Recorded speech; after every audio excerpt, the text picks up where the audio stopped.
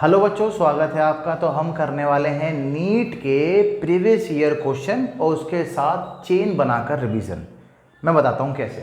देखो, पहले हम क्या करेंगे, पुराना वाला रिवाइज करेंगे जो क्वेश्चन आ चुके हैं और उन क्वेश्चनों पर बनाएंगे चेन। जैसे चेन में बताऊँ आपको कैसे। मान लीजिए पोटेंशियल का नाम आ रहा है तो V इक्वल टू W/Q, ये होता है फॉर्मूला। W से फॉर्मूला बनता है F.D, Q से फॉर्मूला बनता है Q equal to IT, I equal to होता है ANEVD। ऐसे करके ये रिलेशन है करंट और ड्रिफ्ट वेलोसिटी में, ऐसे करके जोड़ के बताने वाला हूँ मैं। उसमें मैं बीच बीच में कंसेप्ट भी बताऊंगा। तो हम बहुत लंबी चेन बनाएंगे, कोशिश करेंगे कि 4-5 फार्मूले की चेन बना सकें शुरुआत में, क्योंकि ये हो सकता है आपके लिए पहला वीडियो हो या शुरुआत में आदत ना हो। लेकिन बार बार चेन बनाएंगे तो बहुत सारे फॉर्मूले आप एक बार में कर पाओगे। जब आपके पास एमसीक्यू आएंगे बच्चों ABCD, तो उसमें आप एलिमिनेशन कर पाओगे कि मैं कौन सा फॉर्मूला लगाऊं, ये लगाऊं, ये वो लगाऊं। आपने क्लिक किया, आपके ये डेली के डेली माइंड में आ रहे हैं, माइंड में जहन में आ रहे हैं, तो उसको याद करना समझना बड़ा आसान हो जाएगा। एक बार कॉल करोगे, फॉर्मूला तुरंत आपके सामने। ठीक है, पूरे फिजिक्स से जोड़ के पूरे फिजिक्स में जोड़ेंगे, नेक्स्ट फॉर्मूला लिखेंगे, लंबी चेन बन पाएगी, लंबी चेन बनाएंगे। ठीक है, तो शुरू करते हैं बच्चों। ये 2021 में आया था क्वेश्चन, बोला था पोलर मॉलिक्यूल्स क्या होते हैं, पोलर मॉलिक्यूल्स क्या होते हैं। ये 2021 में आया हुआ था। ये चैप्टर 2 से है, इलेक्ट्रोस्टैटिक्स चैप्टर का नाम है, क्लास 12 की फिजिक्स से है कि पोलर मॉलिक्यूल्स होते क्या हैं। अब अगर आप पोलर वर्ड जोड़ो तो पोल डाइपोल बन रहा है एक तो, ठीक है, वो रिवीजन के लिए कह रहा हूँ मैं, इसका आंसर बताऊंगा अभी आपको। एक डाइपोल बन रहा है, एक बन रहा है पोलराइजेशन बन रहा है, ठीक है, और एक बनता है आपका इसका पास कौन सा बनता है, magnetic pole, south pole, north pole. तो ऐसे करके बहुत सारी लंबी लिस्ट बनाने वाले हैं हम फॉर्मूले की, और रिवाइज करने वाले हैं कंसेप्ट को भी। चलिए, तो पोलर मॉलिक्यूल्स क्या होते हैं बच्चों। बच्चों आपने H2O सुना होगा और आपने O2N2 सुना होगा। ये गैसेस हैं, ये होते हैं नॉन पोलर, और ये जो मैंने लिखा है H2O, ये होते हैं पोलर। तो कहने का मतलब क्या है सर, ये O है, ये H के साथ बॉन्ड बनाता है और इसमें पॉजिटिव नेगेटिव ये दूर दूर होते हैं इनके चार्ज। तो एक डेफिनेशन जो ऑप्शन आए थे ना ABCD, मैं बताऊं आपको, जो ऑप्शन आए थे ABCD, उन ऑप्शनों में एक ऑप्शन ये था कि पोलर मॉलिक्यूल्स वो होते हैं कि जिनके centre of mass of positive charge, मतलब centre of mass of positive charge is not coincide with centre of mass of negative charge, ये होते हैं पोलर मॉलिक्यूल्स। तो आप इसको रिवीजन में लिख लो, लिखोगे centre of mass of positive charge is not coincide, मतलब एक ही ऐसे करके एक ही जगह पर नहीं आते, इसे कहते हैं concentric coincide, is not coincide. ठीक है, ये सारा मिक्स हो रहा है, एक मिनट रुको मैं इसे सही कर देता हूँ। ठीक है, ये होता है कोइंसाइड होना, मतलब ऐसा कॉन्सेंट्रिक बोलते हैं ना, कॉन्सेंट्रिक सर्किल, मतलब एक के ये सेम सेंटर वाले सर्किल, ये होते हैं कोइंसाइड होना। और जब ये अलग अलग हो जाएं, तो इसे ये अलग अलग हो गए, ये अलग है और ये अलग है, तो इसे कहते हैं आपको centre of mass of positive charge is not coincide with the centre of mass of negative charge, centre of mass of negative charge. एक बार देख लूं आपको सही दिख रहा है कि नहीं। वेरी गुड, परफेक्ट, सही दिख रहा है, टाइमिंग भी सही चल रही है। ठीक है, चलो हटा दूं इसे, मैं हटा देते हैं। तो आपको समझ में आ गया पोलर कौन से होते हैं, नॉन पोलर कौन से होते हैं। डेफिनेशन लिख देना कि centre of mass of positive charge is not coincide with the centre of mass of negative charge, this is called polar molecules.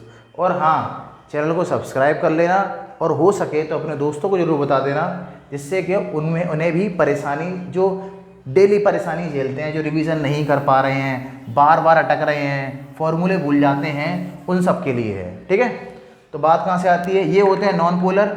Non polar में क्या होता है, कोइंसाइड होते हैं। कौन कोइंसाइड होते हैं, centre of mass of positive charge plus centre of mass of negative charge, ये दोनों ही कोइंसाइड होते हैं इन नॉन पोलर मॉलिक्यूल्स में। ठीक है, अब आते हैं हम रिवीजन पर, और रिवीजन में देखते हैं क्या खास है आपके लिए। ठीक है, चलो हटा दूँ मैं इसको, लिख लिया आप लोगों ने, आई होप के लिख लिया होगा।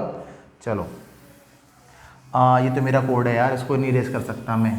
ठीक है, अब आती है बात कि सर पोल से क्या बना। बेटा पोल से बना पहले डाइपोल।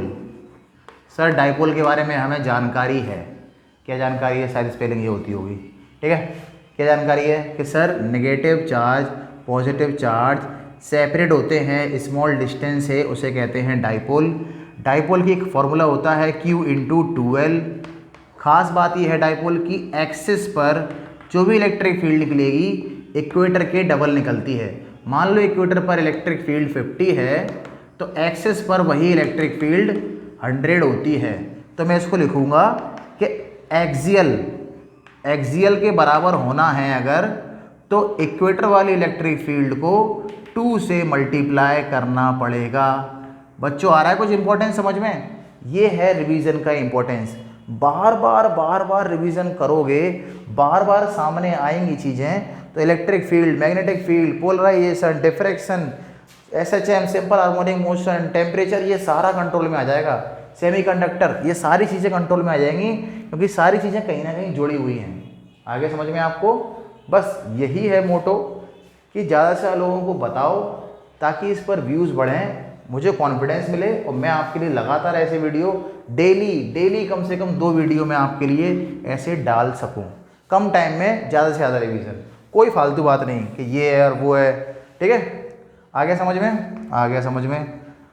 डाइपोल वाले केस में बेटा जो डाइपोल का फोर्स होता है वो हमेशा 0 होता है, लेकिन डाइपोल वाले केस की इलेक्ट्रिक फील्ड हमेशा 0 नहीं होती।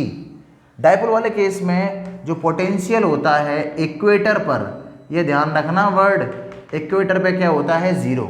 ठीक है, लिख लो, इन 5 पॉइंट को लिख लो, फिर मैं आगे करवाता हूँ। अच्छा, डाइपोल की सर आप डाइपोल की पोटेंशियल एनर्जी के बारे में बता दो। बेटा आपको पता है कि अगर मैं यूनिफॉर्म, चलो ये वाली इलेक्ट्रिक फील्ड बता देता हूँ मैं आपको, ताकि आपको लिखना आसान हो जाएगा। ठीक है, ये रिवीजन है, ऐसे करके जोड़ के रिवीजन करा रहा हूँ मैं। हम ज़्यादा से ज़्यादा फिजिक्स को कंट्रोल करेंगे, ज़्यादा से ज़्यादा लिखने की कोशिश करेंगे, ताकि आपका एक बार में कई सारे क्वेश्चनों का रिवीजन हो जाए। ये इलेक्ट्रिक फील्ड है, यूनिफॉर्म, बिल्कुल हाँ, पॉजिटिव से लेके नेगेटिव की तरफ डायरेक्शन होता है। तो आपको पता है डाइपोल आप रखेंगे तो पॉजिटिव वाला हिस्सा भागेगा नेगेटिव की तरफ और नेगेटिव वाला हिस्सा भागेगा पॉजिटिव की तरफ। ठीक है, तो ये डाइपोल है ना स्टेबल कंडीशन में है। कौन सी कंडीशन में है? स्टेबल। यहाँ पर थीटा होता है 0 डिग्री, तो इलेक्ट्रिक फील्ड बेस्ट काम करती है 0 डिग्री पर, और मैग्नेटिक फील्ड बेस्ट काम करती है 90 डिग्री पर। ठीक है, इसको लिख लेना मैक्स, समझ में आ जाएगा। और यहाँ लिख लेना max magnetic field B. Magnetic field का ऐसा यूनिट बता दो मुझे, तो आपको मैं कहूँगा थैंक यू। कमेंट बॉक्स में बताना मैग्नेटिक फील्ड का SI यूनिट। ठीक है, अब अगर इसको पलट दें स्टेबल कंडीशन में, इसमें पोटेंशियल एनर्जी क्या होगी? मिनिमम। क्या होगी? मिनिमम। टॉर्क क्या होगा? 0। टॉर्क क्या होगा? 0। अब इसको पलट दूँ अनस्टेबल कंडीशन, क्वेश्चन पूछे जाते हैं, क्वेश्चन पूछे जाएंगे 100%। ठीक है, अनस्टेबल कंडीशन में सर इसको उल्टा कर दो, हाँ उल्टा, पॉजिटिव येलो, तो सर पहले ये इसको यूं करके सीधा करेगा और फिर ले जाएगा ऊपर की साइड। तो ये कौन सी कंडीशन हो गई? ये हो गई अनस्टेबल कंडीशन। कौन सी कंडीशन होगी बेटा? Unstable condition. इसकी कहानी क्या है? इसकी कहानी बेटा ये है कि यहाँ पर पोटेंशियल एनर्जी इतना सारा, सोचो आपने यूं उठा के यूं ताकत लगाई और आप यूं ले गए, तो इतना सारा पोटेंशियल, तो यहाँ पे मैक्सिमम होगी पोटेंशियल एनर्जी। क्या होगी? मैक्सिमम। और थीटा कितना होगा? 180 डिग्री। खास बात ये है कि magnetic field electric field 0 degree पर क्या होता है? यहाँ 0 होता है, कोई काम नहीं होता। ठीक है, डाइपोल का समझ में आया आपको? डाइपोल की कहानी और अभी इतना ही रखते हैं, फिर आगे बढ़ते हैं। ठीक है, चलो अब आगे दूसरी बात आती है आपकी कि डाइपोल के बाद पोलराइजेशन वर्ड बन रहा था। पोलराइजेशन देखते हैं। पोलराइजेशन ये लाइट से है बच्चों। कैसे है ये? लाइट से। ये क्या है? अपने तरह की एक ऐसी पहल है जिसमें हम जोड़ जोड़ के बहुत सारा याद करेंगे, ठीक है। पोलराइजेशन, ये लाइट का पार्ट है, डिफ्रैक्शन, इंटरफेरेंस, पोलराइजेशन, ऐसे करके आपके सामने आने वाले हैं बहुत सारी चीज़ें। तो पोलराइजेशन का मतलब क्या होता है, आपने बहुत सारे चश्मे पहने होंगे, तो चश्मा क्या करता है, आने वाली सनलाइट की स्ट्रेंथ को रिड्यूस कर देता है।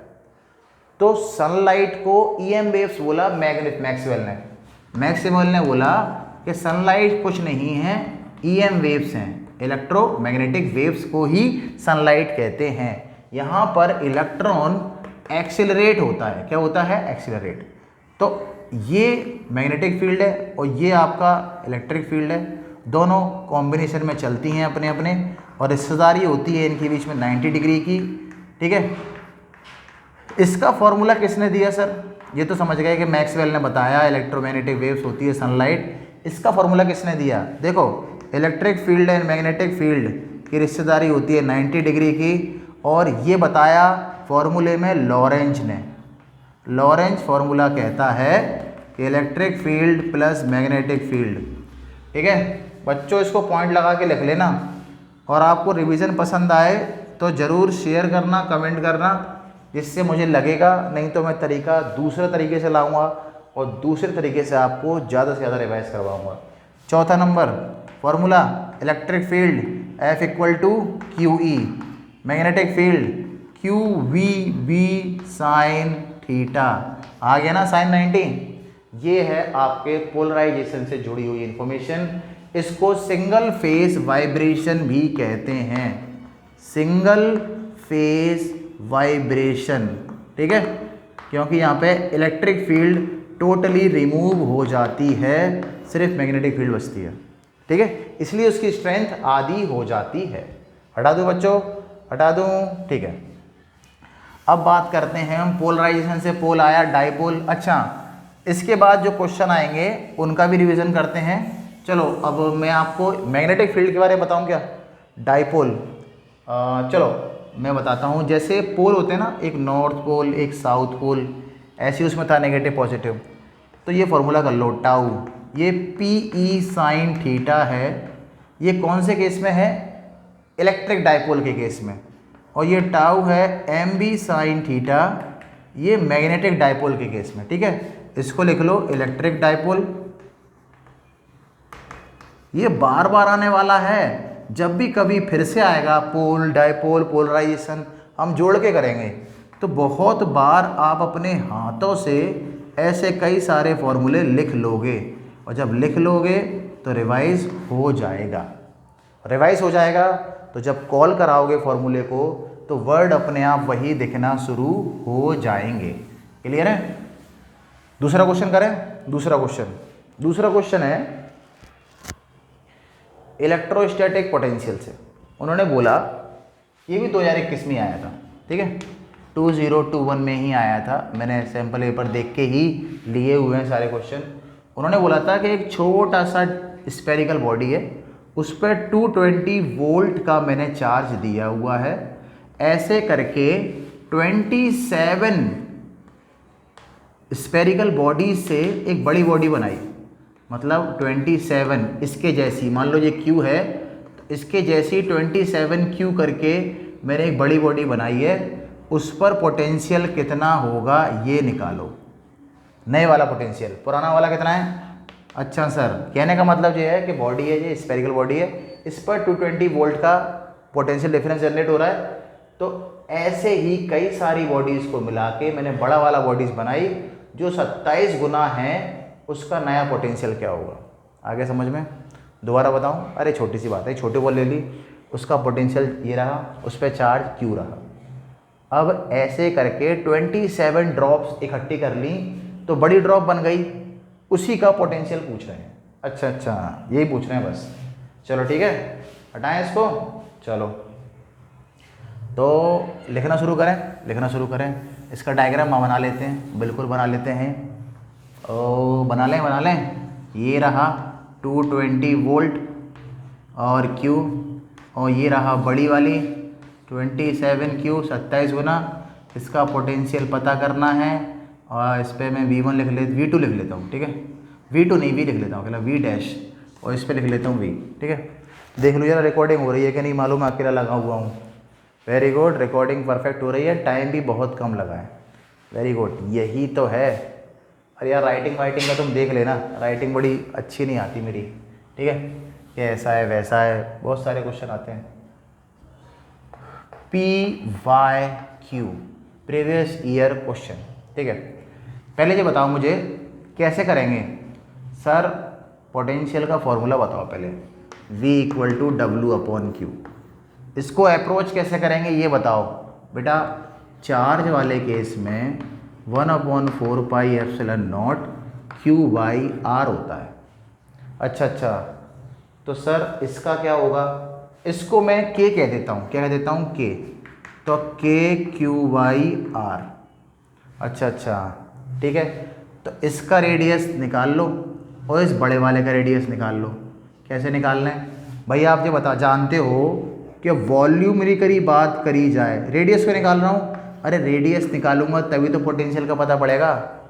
पोटेंशियल रेडियस देखो ना, डिस्टेंस रेडियस, सेंटर से डिस्टेंस रेडियस, डिस्टेंस ही तो है। तो वॉल्यूम छोटे वाले का वॉल्यूम बराबर 27, ना, अच्छा ऐसे लिखो, वॉल्यूम बड़े वाले का, हाँ, वॉल्यूम बड़े वाले का बराबर 27 × छोटे वाले का। अच्छा, अब आया ना सर। क्या होता है स्फेरिकल बॉडी का, स्फीयर का वॉल्यूम 4/3πr3। तो वॉल्यूम आप बता दो सिलेंडर का, वॉल्यूम बता दो क्यूब का, वॉल्यूम बता दो क्यूबॉइड का। लिख दो सारे वॉल्यूम फॉर्मूले, या लिख लोगे, लिख लेना यार। 4/3πr3, ठीक है। अगर आपको लग रहा है कि मुझे लिखना चाहिए ये भी, तो कमेंट बॉक्स में लिख देना, मैं समझ जाऊँगा। 4/3πr3 बड़े वाले का, तो बड़े वाले की रेडियस बड़ा कर लूँ मैं, बिल्कुल कर लो। छोटे वाले की 4/3πr3। गुड, 4/3 कैंसल आउट, पाई से पाई कैंसल आउट, ठीक है। तो इसमें कर देते हैं कि सर r⁻³ से 27r⁻³, तो r से 3 3 जा 9 3 जा 27। तो जो रेडियस रहेगी छोटे वाले के कंपैरिजन में 3 गुना ज़्यादा, मतलब इसका 10 तो इसका 30, इसका 40 छोटे वाले का, तो बड़े वाले का 120, ठीक है। रेडियस आ गई बिल्कुल। चलो अब फार्मूला पुट करते हैं और चेन बना के फार्मूले भी लिखते हैं। पहले इसको अप्रोच करने का तरीका समझ में आया। पहले रेडियस निकालेंगे। रेडियस क्यों? क्योंकि सर वॉल्यूम जो डिस्टेंस QQ/R होता है ना फॉर्मूला, R की अपनी इंपॉर्टेंस है, डिस्टेंस रेडियस, इसीलिए हम पहले इसको निकालेंगे, ठीक है।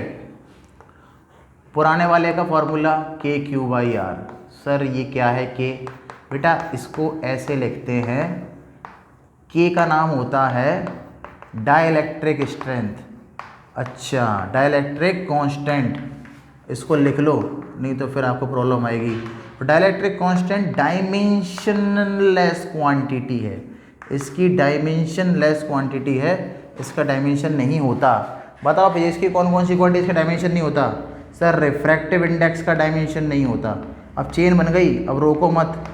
अच्छा, दूसरा रिफ्रैक्टिव इंडेक्स का डायमेंशन नहीं होता। अरे यार यहाँ से राइट टेढ़ हो जाती है, ठीक है। अभी चेन बनाएंगे, दो क्या तो अभी रुक जाओ, अभी बनाएंगे, अभी इसको पूरा करने दो, ठीक है। ये चेन बनाने का लफड़ा अलग है, रोकना पड़ता है अपने आप को, ठीक है। ये रही बड़े वाले का। सर बड़े वाले का बेटा KQ/R और कैपिटल R। अच्छा, हाँ जी। तो कर ले इक्वेशन, बना लो इक्वेशन। पहले इनको लिख लो आप, फिर बनाता हूँ इक्वेशन। भाई बड़ा वाला पोटेंशियल, बड़ा वाला चार्ज, छोटा वाला पोटेंशियल, छोटा वाला चार्ज, ठीक है। अब इसको लिखें, लिख लो।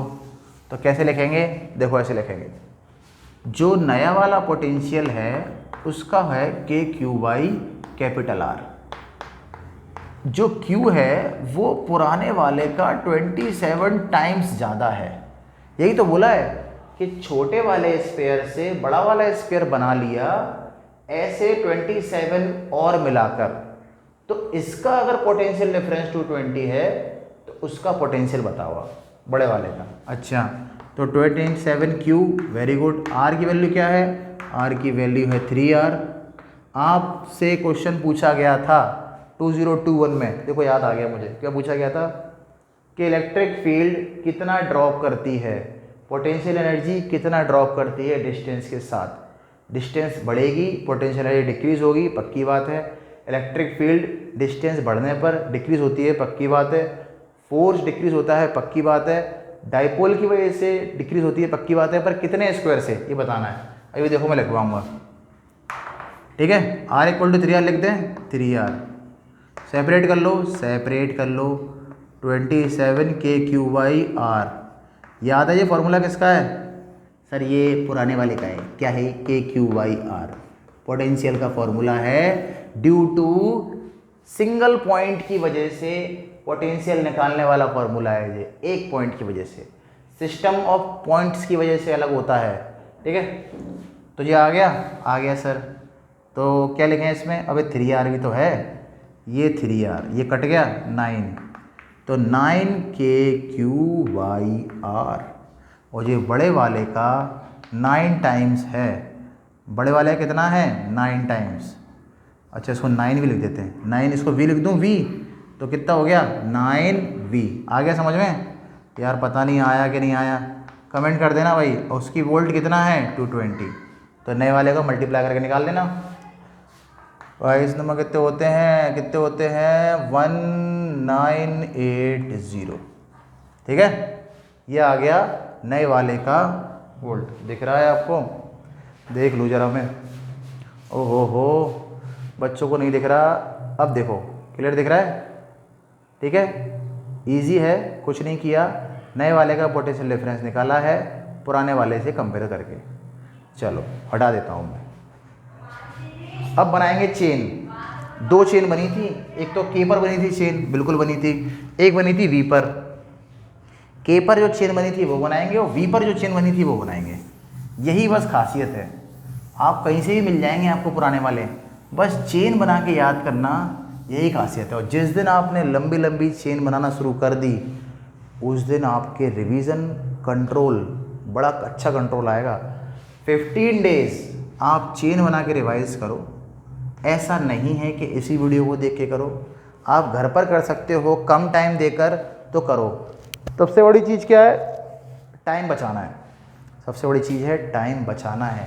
इसलिए आप अगर आप वीडियो देखकर करते हो तो 15 दिन के बाद देखना क्या डिफरेंस आएगा आपकी नॉलेज में। जब आप MCQ करोगे तो आपको लगेगा कि हाँ आपको कुछ आता है। आपको पोटेंशियल डिफरेंस का फॉर्मूला V = W/Q तुरंत कंट्रोल में, पोटेंशियल एनर्जी का फॉर्मूला ½ CV² तुरंत कंट्रोल में, SHM के केस में ½ KX² तुरंत कंट्रोल में, और in terms of electric field ½ ε/E² तुरंत कंट्रोल में। ऐसे आएगा, ठीक है। चलो तो पहले हम चेन बनाते हैं V से। V = W/Q, very good.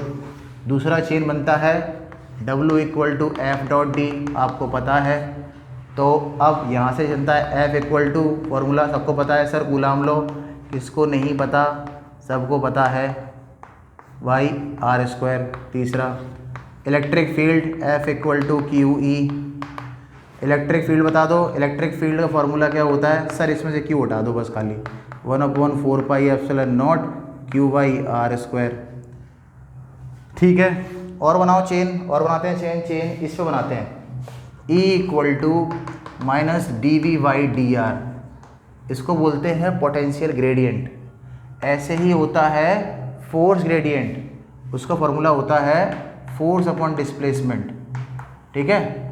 जैसे मुझे ग्रेडियंट से याद आ गया, फोर्स अपॉन डिस्प्लेसमेंट, ये होता है फोर्स ग्रेडियंट। अच्छा अभी इसको आगे चेन समझ में आ गई। 8 नंबर का 8 नंबर में बनाए, 8 नंबर में बनाए। Q ले लो, Q = NE quantization, Q = IT। I का फॉर्मूला बता दो आप मुझे, I का बता देते हैं। देखो I = V/R सब जानते हैं, लेकिन ये जो रिलेशन है करंट और ड्रिफ्ट वेलोसिटी में जो रिलेशन है, I = ANEVD, ये करंट और ड्रिफ्ट वेलोसिटी में रिलेशन है। ड्रिफ्ट वेलोसिटी क्या होता है? किसी कंडक्टर के अंदर जब इलेक्ट्रॉन कि इलेक्ट्रिक फील्ड नहीं होती, मतलब फ्री इलेक्ट्रॉन है, जलेबी के जैसे यूं यूं यूं यूं घूमते रहते हैं, उन सब का रैंडम मोशन होता है ज़ीरो। रैंडम एवरेज मोशन या एवरेज वेलोसिटी क्या होती है? ज़ीरो। जैसे इलेक्ट्रिक फील्ड मिलती है, आपको पता है इलेक्ट्रिक फील्ड मिलती है, पॉजिटिव नेगेटिव बताया था अभी, तो भागना शुरू कर देते हैं। क्लियर? बन गई चेन। और बनाएं, किस पर बनाना है? वी पर बनाएंगे, वी पर। ठीक है, सिर्फ वी की बात करेंगे, सिर्फ वी के फॉर्मूले और किसी के नहीं। ठीक है, हटा दूँ इसे। चलो चेन बनाते हैं, चेन एक और बनाते हैं। ठीक है, सिर्फ वी आना चाहिए। ठीक है sir, Q equal to C V, very good. और sir v equal to I R, very good. Power का formula p equal to V square upon R, very good. पांचवा, v का नाम बच्चों, v का नाम होता है पोटेंशियल। ठीक है, और सिंपली कॉल्ड पोटेंशियल डिफरेंस। ऐसे ही एक वर्ड होता है ये, इसे कहते हैं EMF। पोटेंशियल का मतलब कि एक सेल के अंदर अगर सर्किट कनेक्ट है, सर्किट समझते हो, तो बाहर मतलब क्या सर? ई का है, ई है सेल।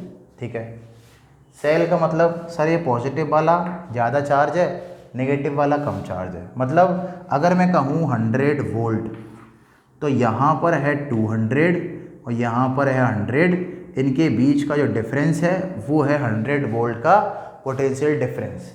तो जब ये सर्किट कनेक्ट होगा तब आप कहोगे कि ये पोटेंशियल डिफरेंस है। लेकिन ये सिंपल अकेला है विदाउट एनी कनेक्शन, तब आप इस पोटेंशियल को कहोगे EMF, इलेक्ट्रोमोटिव फोर्स। आया कुछ समझ में? दोबारा बताऊं, जब आप किसी भी सर्किट में इस सेल को कनेक्ट कर देते हो तो चार्ज फ्लो होना शुरू हो जाता है, तो जनरेट होता है पोटेंशियल डिफरेंस। पोटेंशियल डिफरेंस की वजह से एक चार्ज फ्लो होता है, ये बताया ओम्स ने। लेकिन जब आप सेल की अकेले की बात कर रहे हो तो उसे कहते हैं EMF। पोटेंशियल डिफरेंस में क्या होता है? चार्ज फ्लो होता है high to low, high to low. लेकिन EMF वाले केस में चार्ज फ्लो होता है लो टू हाई। ठीक है, कितने पॉइंट बन गए? ये बन गया 6वां और ये बन गया 7वां। लिखो लिखो जल्दी, ऐसे कनेक्ट, ऐसे कमांड बनेगी और दोनों का ऐसा यूनिट क्या होता है? वोल्ट। तो कहीं कहीं ये लोग I equal to V upon R की जगह पर E अपॉन आर लिखना पसंद करते हैं। इलेक्ट्रोमैग्नेटिक इंडक्शन में, इंडक्शन, फैराडे लॉ अभी आएगा, लेंज लॉ, लॉरेंज लॉ, सब जोड़ेंगे। पर ये शुरुआत है, चलने दो धीरे धीरे धीरे, इन पर कमांड आएगी, फिर आगे कमांड आएगी। ठीक है, हटा दूँ मैं इसे। ठीक है, हाफ CV² लिख लें, पोटेंशियल एनर्जी का फॉर्मूला। पोटेंशियल एनर्जी का फॉर्मूला हाफ CV², और पोटेंशियल फॉर्मूला हाफ QV भी होता है। ठीक है, और आपको मालूम हो तो आप उसमें लिख लेना। क्लियर है? क्लियर है। अब आते हैं हमारे तीसरे नंबर के क्वेश्चन पर। तीसरे नंबर का क्वेश्चन बच्चों, ये लास्ट क्वेश्चन है इस वीडियो का, क्योंकि वीडियो भी छोटे छोटे हैं।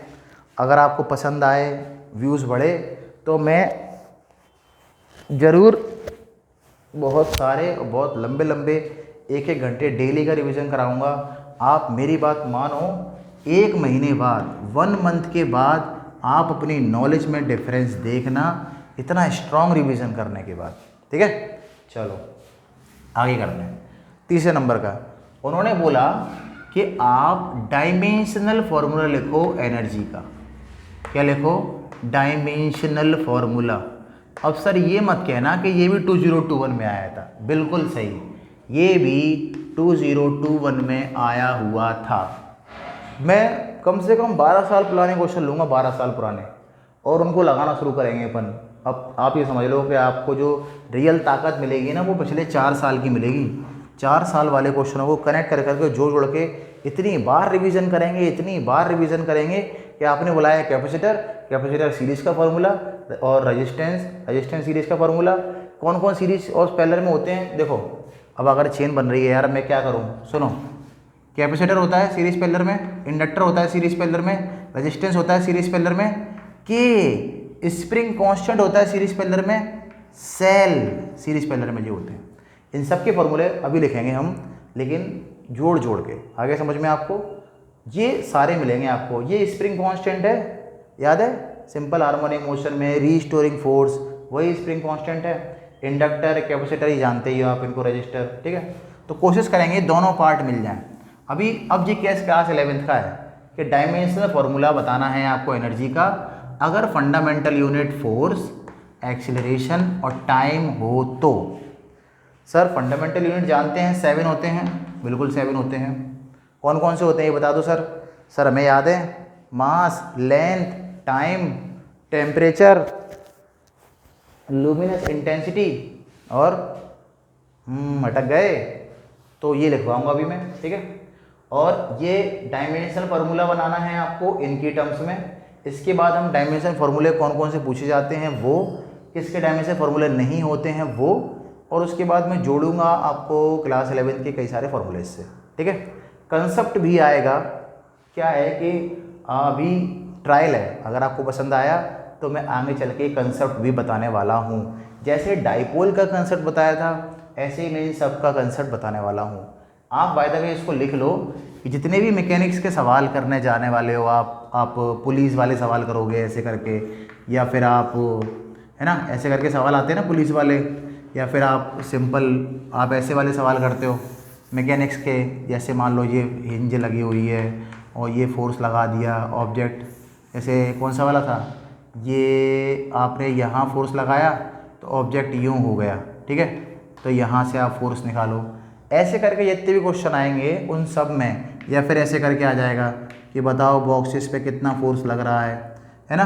तो जितने भी ऐसे करके आप करने वाले हो मैकेनिक्स के फोर्सेस, तो बता दूं उसमें आपको हॉरिजॉन्टल फोर्स और वर्टिकल फोर्स इन दोनों से ही मतलब रखना है, इन दोनों का ही सम निकालना है, हॉरिजॉन्टल फोर्स और वर्टिकल फोर्स। ध्यान रखना, इसको नोट बना के लिख लो, ठीक है। चलो क्वेश्चन समझ में आया, क्वेश्चन समझ में आ गया कि एनर्जी का डायमेंशनल फॉर्मूला निकालना है मेरे को, और 7 फंडामेंटल यूनिट्स ना होकर इसको उन्होंने फंडामेंटल यूनिट्स माना है। 2021 में ये क्वेश्चन आया हुआ है बच्चों, देख लूँ जरा। वेरी गुड, बिल्कुल सही है, ठीक है। चलो पहले तो मुझे 7 फंडामेंटल यूनिट्स बताओ। बिल्कुल सर, मास, ठीक है, length, time, current, temperature, luminous intensity candela और मोल ऑफ सब्सटेंस, ठीक है। मोल ऑफ सब्सटेंस को आप मोल कह सकते हो। ये 7 फंडामेंटल यूनिट्स होती हैं, ठीक है। चलो हटा दें इसको, मैं हटा देते हैं। तो सर इसको कन्वर्ट करना सिखाओ पहले। ये कहना क्या चाह रहा है, ये कहना चाह रहा है कि जो डायमेंशनल फॉर्मूला है एनर्जी का, उसमें मास, फोर्स, एक्सेलरेशन, टाइम आना चाहिए, उसमें मास, लेंथ, टाइम नहीं आना चाहिए, ये 7 यूनिट नहीं आना चाहिए। देखो कैसे, पहले एनर्जी का मुझे एनर्जी में बताओ कि फोर्स कितनी बार आ रहा है। अच्छा, हाँ जी। एक्सेलरेशन कितनी बार आ रहा और टाइम कितनी बार आ रहा है, यही तो कहते हैं ना। mlt-2, m मास एक बार आया, l एक बार आया, टाइम 2 बार आया, ये डायमेंशन होते हैं। ऐसे ही एनर्जी में फोर्स कितनी बार आ रहा है और एक्सीलरेशन कितनी बार आ रहा है, टाइम कितनी बार आ रहा है। बताओ एनर्जी का फॉर्मूला क्या होगा। एनर्जी का फॉर्मूला होगा mL2T-2। सर ये कैसे बना, अरे यार तुम लोग बहुत ही परेशान करते। W equal to formula F.D, very good. F का फॉर्मूला ma और d। अच्छा, m मास, l वेलोसिटी, अच्छा, और ये एक और l, तो l कितने होगा 2, तो mL2T-2। हो, यस, यही है, लिख लो इसे, ठीक है।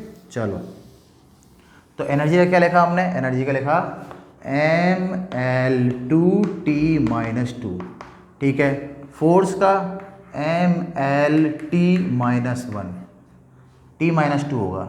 अच्छा, एक्सेलरेशन का सर वेलोसिटी अपॉन टाइम होता है L2-2, और इसका टाइम का तो टाइम ही है, ठीक है। इस पे लगी है C, इस पे पावर V, इस पे पावर A। कंपेयर करा दो, कंपेयर करा दें तो ये लो, चलो आओ कंपेयर कराते हैं। mL2T-2 ठीक है भैया। m कितनी बार आ रहा है सर? m पे पावर है a, l पे पावर है a और 2 पे पावर है a। ये कर क्या रहे हैं?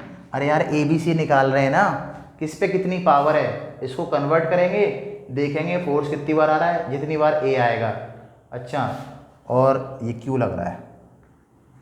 अच्छा, बचपन में क्या है, मेहनत कम करी हमने तो उसी की सज़ा मिल जाती है कभी कभी। ठीक है, दोबारा लिख देता हूँ दोबारा। अभी इसको लिख लो आप हाल फिलहाल। तो ये क्या कर रहे हैं सर? ये क्या है, डायमेंशनल फार्मूला बनाकर पावर निकाल कर बताएंगे कि फोर्स कितनी बार है। अगर ए की वैल्यू 5 आती है तो फोर्स 5 बार आएगा, अगर 1 आती है तो फोर्स 1 बार आएगा। ठीक है,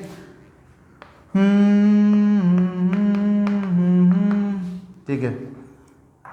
m power a, l power a, t power -2a, very good.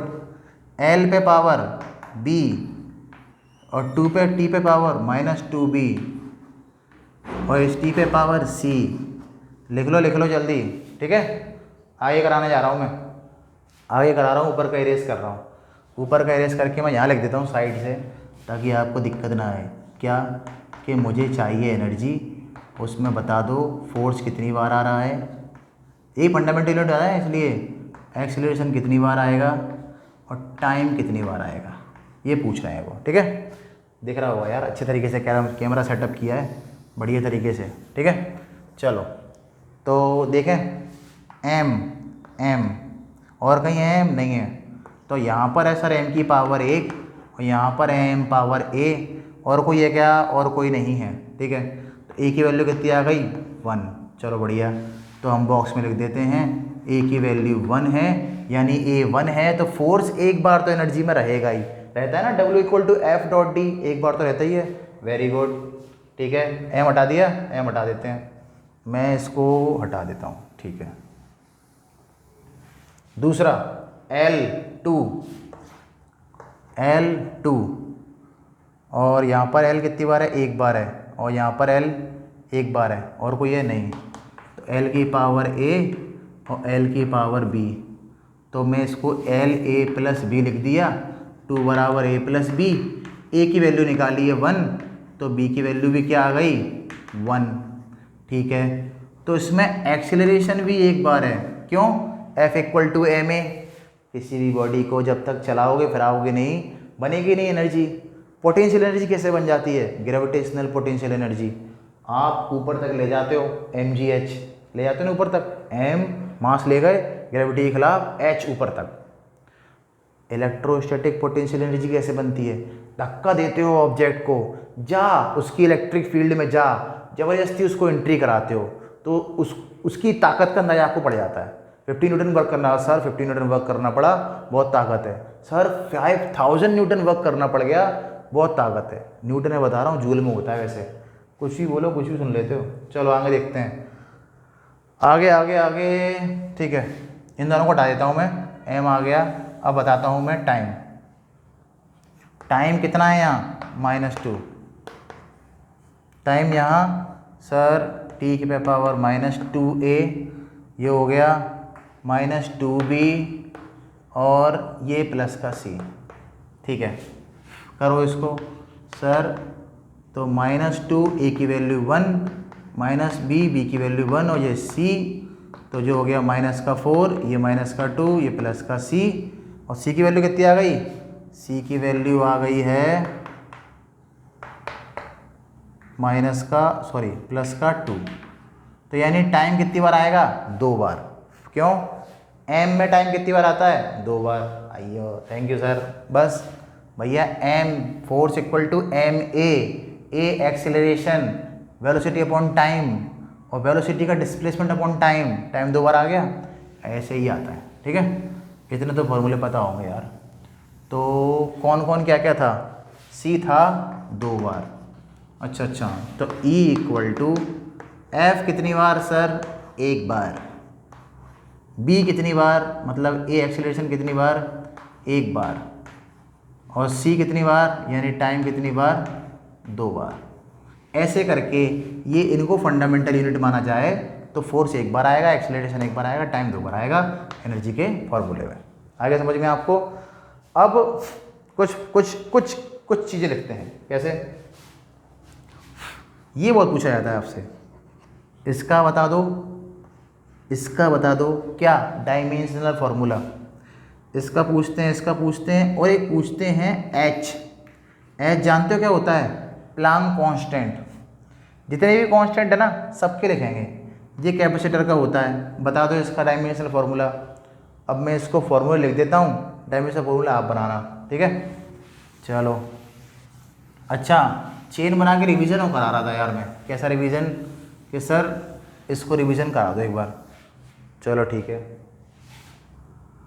ये क्या है? Gravitational constant. ये क्या है? Dielectric constant. इसका कुछ नहीं होता, डायमेंशन इसका होते नहीं है, लिख लेना। ये क्या है? Dielectric strength. हो, इसका भी डायमेंशन फॉर्मूला लिखना पड़ेगा। हाँ, तो तुम्हें याद है क्या? नहीं तो लिखोगे क्या? हाँ। और इसके बाद हमारे आता है सी, कैपेसिटर। इसके बाद आता है फोर्स कांस्टेंट। ये फोर्स कांस्टेंट है वो वाला restoring force, F proportional x. Spring वाले केस में तो एफ इक्वल टू माइनस के एक्स रिस्टोरिंग फोर्स की तरह काम करता है। वही के की बात कर रहा हूँ मैं। अच्छा, इसका फार्मूला क्या बनेगा? इसका फार्मूला बनेगा जी, इसका एक काम करते हैं, इसका फार्मूला बनाते हैं, इसका बनाते हैं, इसका बनाते हैं, इसका बनाते हैं। चलो ठीक है, तो पहले एक काम करते हैं, इसको दोबारा लिखता हूँ मैं, ठीक है? जी, ग्रेविटेशनल कांस्टेंट, एप्सिलॉन वो डायमेंशनलेस है। ये क्या है? डाइलेक्ट्रिक स्ट्रेंथ, फोर्स कांस्टेंट, और ये कैपेसिटर। और कोई है क्या? Planck constant. प्लांक कांस्टेंट, ठीक है? प्लांक कांस्टेंट क्या होता है? Energy upon E equal to h nu, ठीक है? तो पहले ग्रेविटेशनल निकाल लें, तो F equal to G m1 m2 by R square, F R square upon m1 m2 by capital G. Force का बताओ, अब तो सर याद हो गया फोर्स का, M L T minus two, L का 2, एम का के जी 2 बार है तो मास को लिख दिया 2 बार। फाइनल बताओ, फाइनल। ये 2 उस तरफ चला गया ऊपर तो 1, और ये ऊपर गया तो माइनस का 2, L1 T minus 2 L2। Combined लिखो, M माइनस 1 L3 और T माइनस 2। सही है? ये है ग्रेविटेशनल कांस्टेंट्स का डायमेंशनल फॉर्मूला, ठीक है? टाइम कितना हुआ है अभी? टाइम अभी है, काफ़ी है। चल आगे लिखें, आगे लिखते हैं। एप्सिलॉन नॉट को देखते हैं। ये इलेक्ट्रोस्टैटिक फोर्स में कूलम लॉ से निकाल रहा हूँ मैं। 1/4 pi epsilon nought Q1 Q2 by R square. Epsilon यहाँ ले लो तो Q1 Q2 Y F R square, ठीक है? Q का पता है क्या होता है? IT फार्मूला अभी तो बताया ही है यार। क्या बताया? Q equal to IT। Fundamental लेना है, फंडामेंटल, एम्पियर और टेम्परेचर। कूलम थोड़ी लेंगे, फंडामेंटल, 7 फंडामेंटल यूनिट जिसमें करंट भी आता है, टाइम भी आता है। बताया था ना एम्पियर। तो AT एक बार, AT 2 बार, MLT माइनस 2, और ये L2 लिख लें, इसको लिख लो। M माइनस 1, ये L3 ऊपर गए, L3 माइनस 1, T2 प्लस के और 2T पहले से ही, T4 A माइनस 2। ये हो गया परमिएबिलिटी, परमिटिविटी कहेंगे। परमिएबिलिटी उस केस में कहते हैं मैग्नेटिक वाले केस में, ठीक है? चलो दूसरा बनाएं, दूसरा बनाते हैं। दूसरा है हमारा, 2 हो गए। के क्या है सर? फोर्स कांस्टेंट, बहुत इजी है। एफ प्रोपोर्शनल एक्स, रीस्टोरिंग वाले केस में, एसएचएम के केस में। एसएचएम के केस में नोट करके लिख लो, क्योंकि ये भी पूछा गया था। क्या पूछा गया था? कि एसएचएम वाले केस में potential energy and kinetic energy कितनी बार मैक्सिमम होती है? पिछले बार वीडियो में बताया था मैंने। मैक्स होती है 2 टाइम्स, ये भी मैक्स होती है 2 टाइम्स। देख लो कैसे। ये पेंडुलम है, लेफ्ट गया अपनी मीन पोजीशन से दूर, पोटेंशियल एनर्जी फुल 1 टाइम। अब यहाँ पर लौट के आया जे, वेलोसिटी बीच में खतरनाक होगी, काइनेटिक एनर्जी फुल।